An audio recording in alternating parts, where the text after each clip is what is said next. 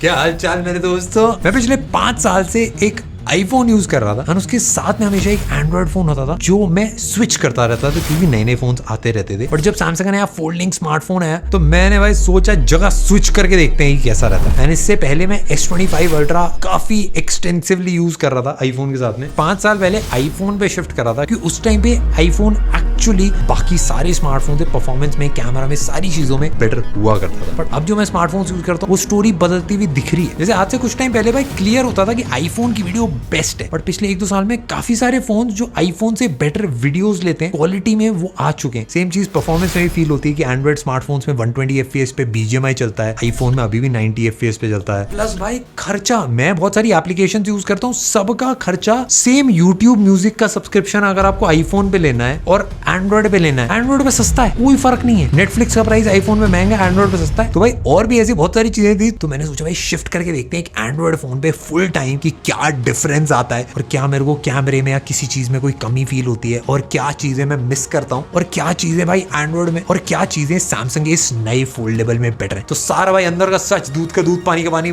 बताऊंगा। एंड हाँ भाई लेट्स गो। इससे पहले मैं थोड़ा सा बैक स्टोरी बताता हूँ। आईफोन 10 से 11, 12, 13, 14 मैंने सारी यूज कर दी। 15 को मैंने स्किप कर दिया था। 15 ऑल्दो मैंने रिव्यू करा था, 5-10 दिन के लिए मैं शिफ्ट हुआ था, बट वो वापस 14 ही रखा था मैंने क्योंकि 15 में ऐसा कोई मेजर चेंज नहीं था। एंड 14 से मैं डायरेक्ट फिर 16 पे शिफ्ट हुआ, बट मैं स्टिल 14 Pro Max की बिल्ड को मिस करता था क्योंकि वो गोल्डन स्टेनलेस स्टील काफी प्यारी सी आती थी। और भाई अलट पलट दुनिया इधर की उधर हो गई। सबसे पहली चीज मेरे दोस्तों, ये जो ट्रांसफर का प्रोसेस है ना एंड्रॉइड से आईफोन में और आईफोन से एंड्रॉइड में, इसमें इतना दिमाग खराब होता है। बाकी सारी चीजें ऐसे ट्रांसफर हो जाती हैं। व्हाट्सएप की चैट ट्रांसफर करने में हालत टाइट हो जाती है। मैंने एक टूल यूज करा था, वो मैं डिस्क्रिप्शन में आपको लिंक दे दूंगा। बट एक बार अगर आप एंड्रॉइड पे आ जाओ तो भाई फोन शिफ्ट करना आसान होता है। भाई आईफोन से एंड्रॉइड शिफ्ट करना और एंड्रॉइड से आईफोन शिफ्ट करना आज से 2 साल पहले तो भाई ऑलमोस्ट नामुमकिन सा होता था। सारा डेटा गायब हो जाता था। आप सारी चीजें अपने गूगल अकाउंट से लिंक कर सकते हो, बट अब मेरे को व्हाट्सएप चैट्स के अलावा बाकी सारी चीजें शिफ्ट करना ऐसा मेरे को दिक्कत नहीं। सैमसंग की अपनी स्विच ऐप आती है तो उससे ऑलमोस्ट सारी चीजें हो गई थी। बट सबसे पहली चीज मेरे दोस्तों जो मैंने पर्सनली फील करा कि एक तो पैसे बचे मेरे, इतने सारे मैंने सब्सक्रिप्शन ले रखे हैं, ये जोमेटो का भी, इसका भी, उसका भी, YouTube music, Netflix, YouTube premium, सब ये सब आईफोन पे महंगा है, बट एंड्रॉइड पे सब सेम चीजें सस्ती हैं। बट पूरे साल का अगर मैं कैलकुलेट करूं तो 30,000 रुपए तक मैं बचा लेता हूँ। 30,000 रुपए में एक नया सेकेंडरी फोन आ सकता है मेरा। एक चीज फील हुई कि सैमसंग ने भाई फोल्ड में ऑफकोर्स क्रेजी काम करा था। जो कोई भी आप नॉर्मल आईफोन उठाओगे आपको सेम साइज में आपको एक फोल्डिंग स्मार्टफोन मिल रहा है। तो मेरे को काफी इंटरेस्टिंग से लगा था कि इस बार भाई फोल्ड 7 का इतना ज्यादा पतला कर दिया था कि हाथ में पकड़ने में एक नॉर्मल स्मार्टफोन जैसा ही फील होता है। देखो मैं एकदम ऑनेस्टली बताता हूँ, आईफोन मेरे को 3 चीजें बेटर लगती थी जिसकी वजह से शिफ्ट करना एक दूसरे फोन के ऊपर बहुत मुश्किल होता था। सबसे पहली चीज जो इकोसिस्टम, उसमें सबसे ज्यादा मैं यूज करता हूँ एयर ड्रॉप, क्योंकि हमारे जितने एडिटर्स हैं सारे लोग हैं सब मेजरली भाई फाइनल कट प्रो पे एडिट करते हैं, तो एप्पल के लैपटॉप से उनको यूज करना पड़ता है। दूसरा रीजन ये था कि भाई एप्पल की वीडियो क्वालिटी बेटर हुआ करती थी। जो कलर्स थे आप देखोगे वो अलग सी वाइब वो देता था। एंड सॉफ्टवेयर में प्राइवेसी सेंट्रिक काफी रहता था। आप नोटिफिकेशंस और सारी चीजों को कंट्रोल कर सकते थे, ब्लॉक कर सकते। आईफोन में बेसिकली कम नोटिफिकेशंस आती थी, बट इन तीनों ही चीजों के मेरे को ऑल्टरनेटिव्स मिल गए जो कुछ केसेस में एक्चुअली बेटर भी थे। जैसे सबसे पहले भाई नोटिफिकेशन, अगर आप आईफोन यूज कर रहे हो, जोमेटो आपको अलग अलग टाइप की नोटिफिकेशन भेजता है। एक रात के 2 बजे आपको बटर चिकन खिलाने की नोटिफिकेशन भेजेगा कि भाई खा लो, बड़ा सस्ता मिल रहा है, डिस्काउंट चल रहा है। और दूसरी नोटिफिकेशन होगी कि आपका ऑर्डर आ गया डोरयू। तो आईफोन में अगर आपको नोटिफिकेशन बंद करनी है तो आपको सारी एक बार में बंद। आप ऐसा नहीं कर सकते खाली प्रमोशनल नोटिफिकेशंस आप बंद करो, बाकी सारी ऑन रखो। बट फोल्ड 7 के अंदर जो इंपॉर्टेंट नोटिफिकेशंस है, जोमेटो का भाई खाना डिलीवर करना है या फिर उबर की आपकी टैक्सी है, उसको बिना ब्लॉक करे जितने भी प्रमोशनल नोटिफिकेशंस है वो सब आप अलग से ब्लॉक कर सकते हो। सैमसंग ने अपने फोल्ड 7 के अंदर एक प्रो वीडियो वाला मोड दिया है जिसके अंदर आप लॉग वीडियोस को रिकॉर्ड कर सकते हो। एक्सपोजर, ब्राइटनेस, सारी चीजें आप अपने हिसाब से चेंज कर सकते हो। और मेरे को पर्सनली बहुत क्रेजी लगा क्योंकि अगर आप लॉग में शूट कर रहे हो तो भाई एकदम कैमरे वाली क्वालिटी आपको मिलती है। आईफोन में भी आपके पास प्रोरेस आता है, उसमें दिक्कत बस ये होती है कि साइज बहुत ज्यादा बड़ा होता है। और ज्यादातर आईफोन्स के साथ, मतलब जिनकी भी स्टोरेज 512 GB से कम है, उनमें अगर आपको प्रोरेस पे शूट करना है, क्योंकि फाइल साइज इतना बड़ा होता है, आपको अलग से एक SSD लगा के रखनी पड़ती है शूट के टाइम पे, तो वो थोड़ा सा झंझट भी होता था। एंड कैमरे की क्वालिटी भी भाई, ये 2 फुटेजेस आप देख सकते हो, एक हमने सैमसंग के लॉग पे शूट करी है और एक हमने आईफोन पे शूट करी है। मेरे को पर्सनली दोनों फुटेजेस नेक टू नेक लगी। ऑनेस्टली अगर मैं बताऊं तो भाई सैमसंग में लॉग फुटेज शूट करना ज्यादा आसान है और ज्यादा कंफर्टेबल है क्योंकि इसी के अंदर आप कलर ग्रेड भी कर सकते हो। एंड सैमसंग की जो लॉग फाइल का साइज होता है जो वीडियो के अंदर, एक्चुअली बहुत कम रहता है। बट हाँ भाई ये थोड़ा डिटेल इन डेप्थ क्रिएटर वाला थोड़ा सा वाइब हो गया। बट मैं आपको आपको सिंपल बताता हूँ। एंड एयर ड्रॉप का मेरे को जुगाड़ मिल गया एक दोस्तों, एक ऐप आती है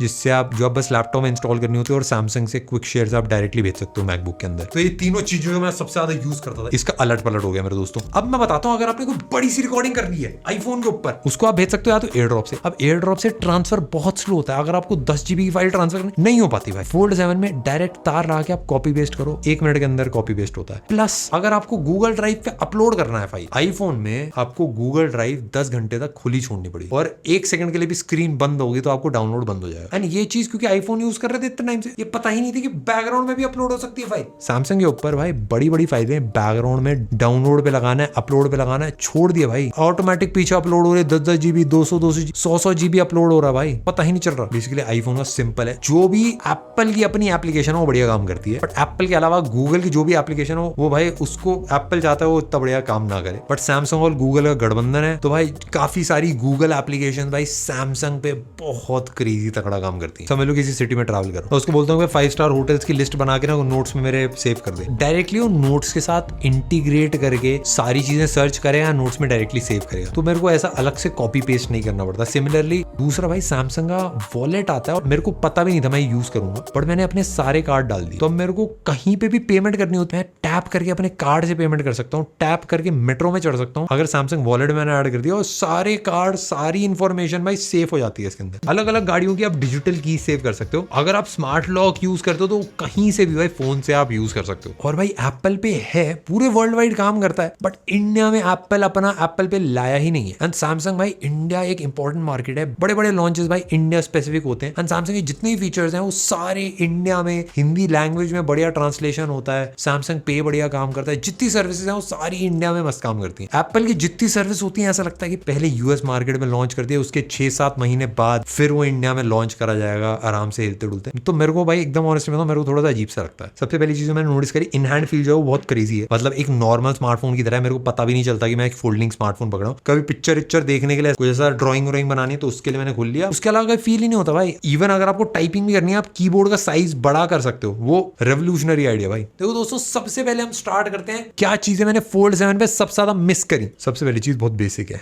कंपास ऐप। इधर उधर डायरेक्शन चेक करनी है, नॉर्थ से ईस्ट से सन निकला नहीं निकला, कैसा क्या मौसम चल रहा है, हवाएं कहां से आ रही हैं। एंड भाई वियर्डली कोई भी अच्छी कंपास ऐप नहीं है जो प्ले स्टोर पे बिना एड्स के अच्छा काम करे। उसके लिए मैंने अलग से ढूंढी एक ओपन सोर्स एप्लीकेशन, वो मैंने डाल दी। दूसरी चीज भाई आईफोन के अंदर एक लाइडार सेंसर होता है, इससे अगर आपको किसी भी चीज को मेजर करना है तो भाई बहुत ही ज्यादा एक्यूरेट रीडिंग आती है। चेयर को मेजर करना है, लाइट का डिस्टेंस मेजर करना है, किसी भी चीज को अगर आपको मेजर करना है बहुत कंफर्टेबल एक्सपीरियंस रहता है आईफोन के ऊपर और काफी ज्यादा एक्यूरेट रहता है। सैमसंग में और एंड्रॉइड में इन जनरल इसके ऑल्टरनेटिव्स हैं, मतलब प्ले स्टोर में मिल जाती है थोड़ी सी एप्लीकेशन, पर वो इतना कन्वीनियंट मेरे को नहीं लगा और इतना एक्यूरेट नहीं है। एंड तीसरी चीज मेरे दोस्तों एयर ड्रॉप। तो अगर किसी के पास भी आईफोन है या एप्पल का कोई डिवाइस है तो एप्पल टू एप्पल ट्रांसफर करना बहुत ज्यादा आसान होता था। ऑफकोर्स इसका मैंने जुगाड़ थोड़ा ढूंढ लिया था वो भी, बट 50% काम करता है। IPhone to Android AirDrop करना फिर भी मुश्किल होता है। लास्ट चीज ये है कि इंस्टाग्राम पे अगर आपको वीडियो अपलोड करनी है तो थोड़ी सी बेटर क्वालिटी आईफोन से अपलोड होती है। अब बात कर लेते हैं मेरे दोस्तों क्या क्या चीजें एकदम अलट पलट हो गई। अब छोटी छोटी चीजें जो मैं कभी इमेजिन नहीं करी थी, जैसे एप्पल का फोन अगर कोई बंदा यूज कर रहा है ना, आई क्लाउड आपका भरेगा ही भरेगा, आपको नो स्टोरेज वाली आपको आती ही रहेगी पूरे दिन रात। सैमसंग फोल्ड के अंदर बहुत आसान है, आप एक SSD लगाओ, जितनी फोटोज हैं आपकी वो सारी कॉपी कर दो SSD में और फोन से डिलीट करो। ये सारी चीजें आईफोन पे आप नहीं कर सकते। नेक्स्ट आते हैं मेरे दोस्तों हमारे सेकंड पड़ाव के ऊपर जो है AI। इसके बारे में मेरे को वैसे ज्यादा कुछ बोलने की जरूरत नहीं है क्योंकि एप्पल भाई डेफिनेटली AI में काफी फीचर है। एप्पल ने खुद आके सामने सॉरी बोला कि हाँ भाई हमारे एंड से गलती हो गई, एप्पल इंटेलिजेंस हम रोल आउट नहीं कर पाए। इस साल भी जो मैंने इवेंट देखा था एप्पल का उसमें भी एप्पल इंटेलिजेंस की काफी बात नहीं हुई, बट सैमसंग के भाई S25 अल्ट्रा था, फोल्ड था, सब में इवेंट का नाम ही AI होता था भाई। फोल्ड में भाई भर के AI वाले फीचर्स हैं। सबसे ज्यादा मेरा पता कौन सा वाला फीचर यूज था, फोटो खींचो आंख बंद आ गई, तो बंदे बोलते हैं अरे फिर से लेते हैं, नहीं एक बटन दबाया आंखें खुल गई।